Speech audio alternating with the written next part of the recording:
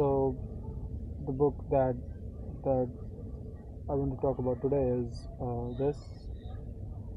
The Second Sex by Simone de Beauvoir, and Simone de Beauvoir was a great commentator, a great feminist, and a great writer, certainly.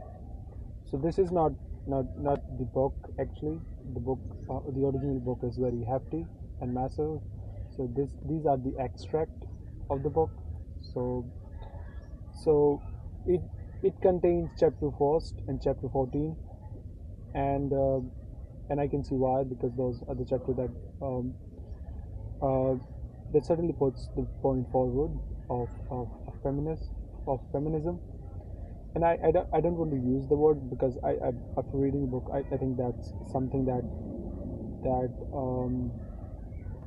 that is not it's only about. It's not only about that. It's a great social commentary from the perspective of a woman, and how even in the name of equality, and even in the name of feminism, we have these anomalies and these contradictions in feminine thought itself, that it doesn't make itself anything more than an enterprise for for the other sex, right? Which she talks about in the book, and she says her argument is basically that is is not society is not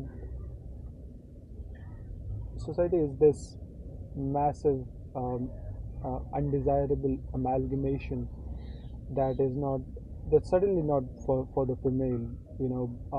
Man in society is absolute, and a woman in society is relative to the absolute, and absolute man is absolute, because uh, somehow we think of women, and we describe women, and we talk about them, we write about them, and we speak, and in relation to things, and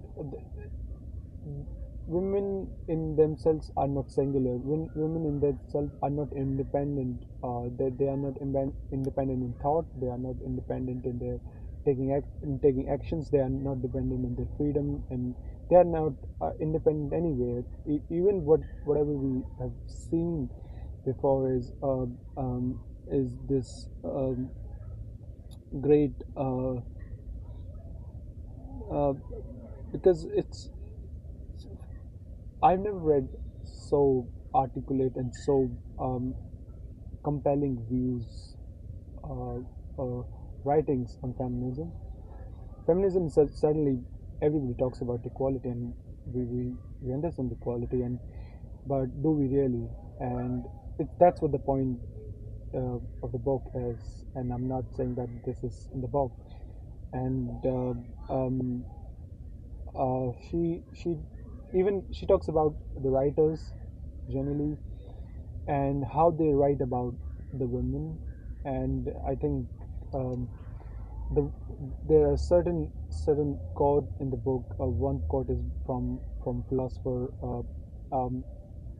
Sartre, John Paul Sartre, not Paul Sartre, and he says, I don't know if I'm pronouncing the name right, and he says that one is not born but becomes a woman, which I was like, uh, uh, because we certainly hear a lot of equality and feminist argument, but those are the very best articulate arguments I have read in my life. And there are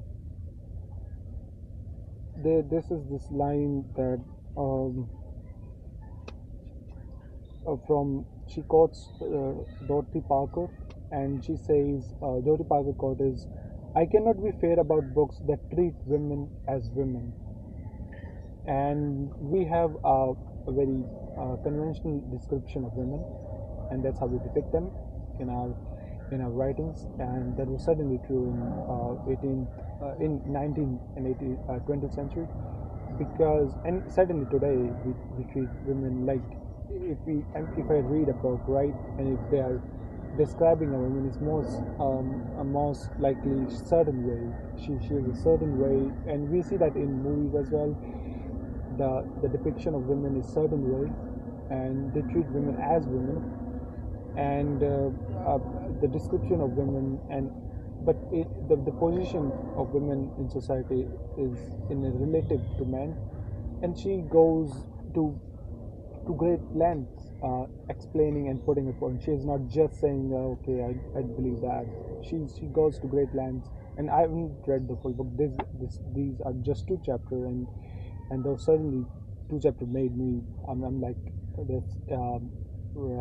She talks about talk about the for example, if we have protagonist, if the storyline for humans is that the basic structure is you have protagonist everywhere, you have antagonist, and certainly you would never see that the protagonist is male and antagonist is female. You would never see this combination anywhere, which was because if you go to the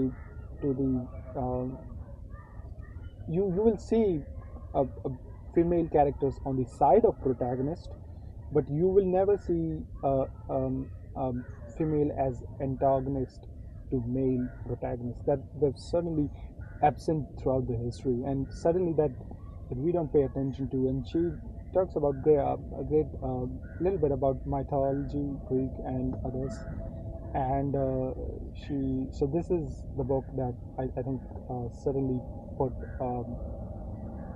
uh, more articulate and compelling views of feminism. Simone de Beauvoir.